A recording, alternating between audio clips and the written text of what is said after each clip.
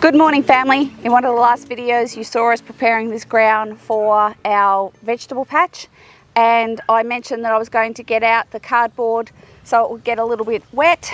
Well, it got really wet and then we had a storm roll through and it all blew away, so there's it's scattered everywhere through the farm, so I've got to go now collect that.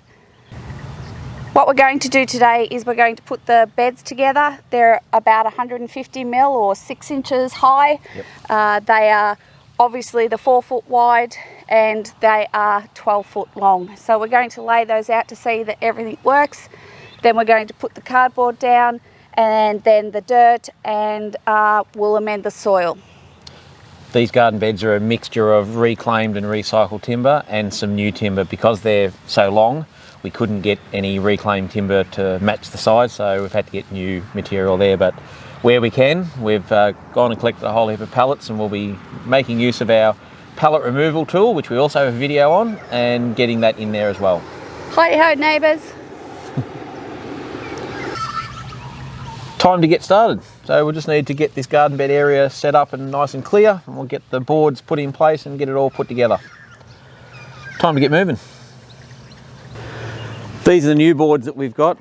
These are 3.6 metres or 12 feet.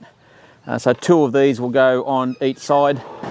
The boards we got for the end are 2.4. We only want 1.2s, which is 4 foot.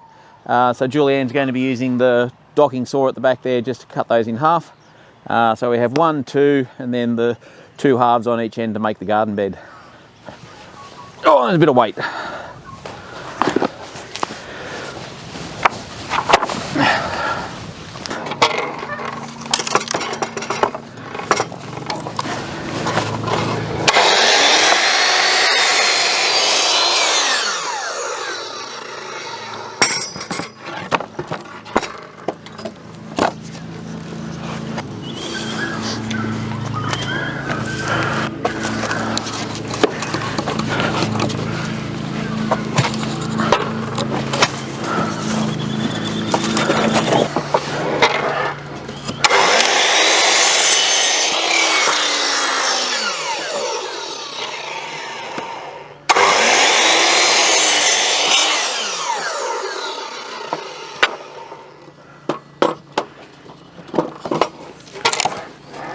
What I've done here is I've cut these from our recycled pallets, and I've done it 150 mil or 6 inches.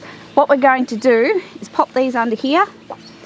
We're going to put them on the edge and drill into those, and then the sides will then drill into that, and that'll give it a little bit more stability. We'll put it all together, and then what we're going to do is actually put some stakes in the middle of this just to hold the sides together as well. We won't do that until we're happy with the way it looks.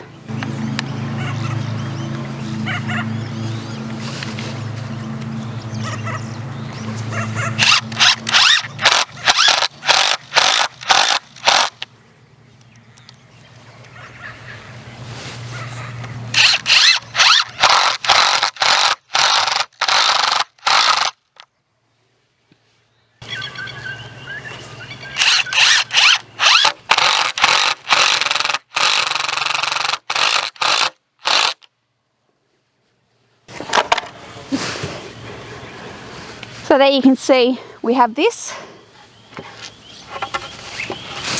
and now when I do the other one over there, I'll screw that into there and it should hold it really secure.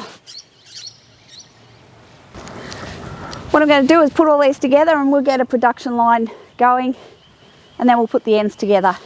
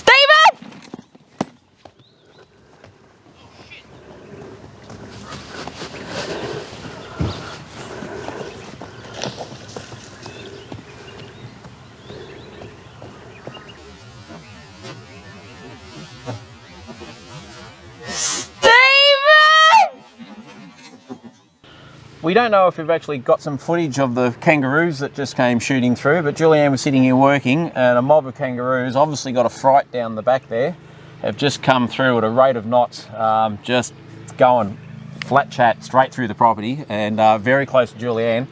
Gave her a big fright, which is, you'll probably hear the squeal of fright, which is quite understandable.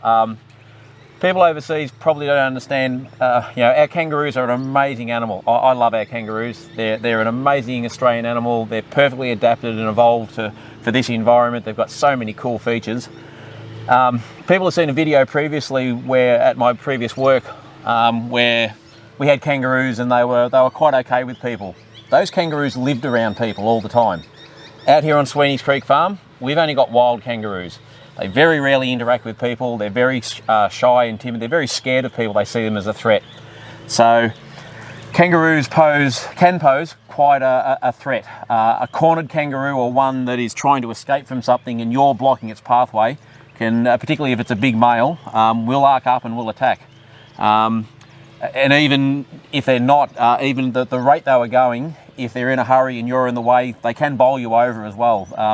The big bucks are a big solid unit, and they will cause you a lot of damage. So quite sadly, recently in Australia, there was a farmer over in Western Australia who was actually killed by a kangaroo. So they do have weaponry on their back claws when they do fight. So quite an understandable and scary situation to see, better part of 12 kangaroos just head down going flat out through the property.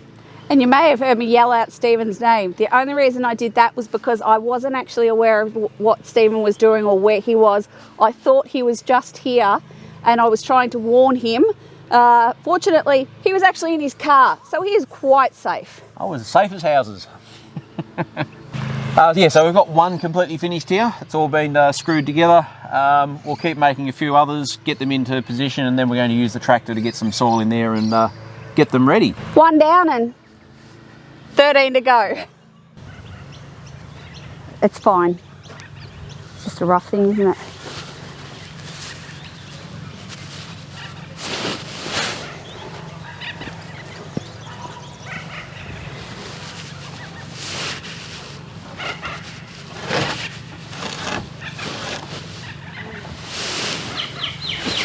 Next step in each garden bed is to secure the sides and make sure they're nice and straight. As you can see, we've run a string line down on this side. There's also another one running on the other side there. It's a perfect right angle in the corner. So as long as this board lines up against this string line here, we know we've got a nice square edge, which the rest of the garden beds will then run along there as well. So we're using these hardwood stakes in the centre. So we've measured to 1.8, that's the middle of this board. We're just using that to then push that board out so that it's running along the string line. We know it's nice and straight there, and that will secure it.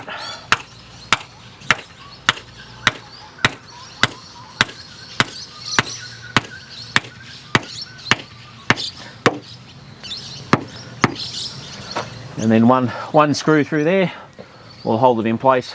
Do the same on the side here, and that garden bed will be fixed in place. Starting point is we're going to secure this bed and that bed with these stakes so they're in place. These ones that are further up the hill are in the way of the tractor, so we'll move them across on top of the other beds, use the tractor to come in and fill, then we'll put the next one in place, secure it, fill, do the next one, and just make sure we've got a thoroughfare here for the tractor to come in and use the bucket, because I'm not doing it by shovel. And that will, as we get through them, all of the garden beds then will be secured in the same manner, and they'll all be equally spaced, and it should look really nice. That draws the first part of this video series to a conclusion. This one was going to be about the construction. So our next step now is to get these garden beds all lined with cardboard, which is strewn all around the place, but it's still on the property. So we'll be able to get that and put that back in the garden beds. We're then going to load it up with a mixture of things. We've got some topsoil from the original house build. I've got that beautiful wheelbarrow of worm castings that I harvested from the worm farm in the previous video. And we've also got a compost bin up there that's been brewing away for the better part of 12 months. And it's got a whole heap of garden goodness in it.